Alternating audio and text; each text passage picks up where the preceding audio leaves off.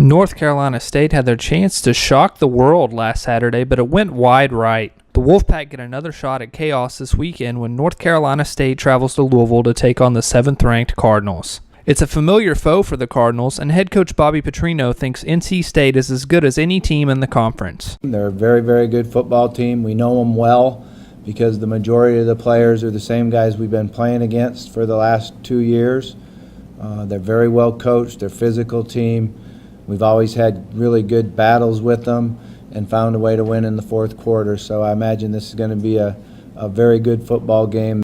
Louisville had its fair share of struggles last Friday against a stingy Duke team. The Blue Devils controlled the clock and held the ball for as long as possible before coming up short in the end. Heisman hopeful Lamar Jackson had a quiet 2-touchdown performance, though he did account for 325 yards of offense. North Carolina State allowed Deshaun Watson to total 413 yards of offense along with 3 touchdowns. The Wolfpack allowed 4 plays of over 20 yards against Clemson, but were able to stay in the game by creating turnovers. This is huge for this game because Louisville is just a middle-of-the-road team in terms of turnover margin. The Cardinals are currently tied for 89th in college football at a -2 turnover margin. Both of these teams have had issues with penalties. Louisville cut down on the yellow flags a bit against Duke, but the Cardinals are still tied for 112th in the nation in total penalties. Meanwhile, NC State is tied for 91st in that category, and the Wolfpack racked up 13 penalties against Clemson. Cover your ears and close your eyes, Wolfpack fans. NC State kicker Kyle Bambard was 4 for 5 entering the Clemson game, but went just 1 for 4 in Death Valley.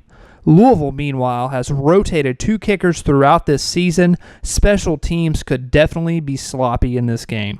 Defensively for NC State, containing Jackson and forcing him to stay inside the pocket will be huge.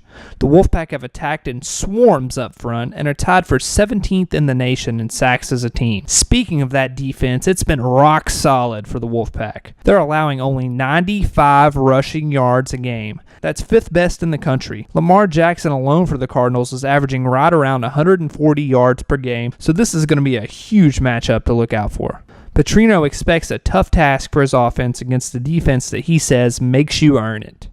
Defensively, they line up in 4-man front and pressure a little bit, but not as much as a lot of guys do. They play very sound.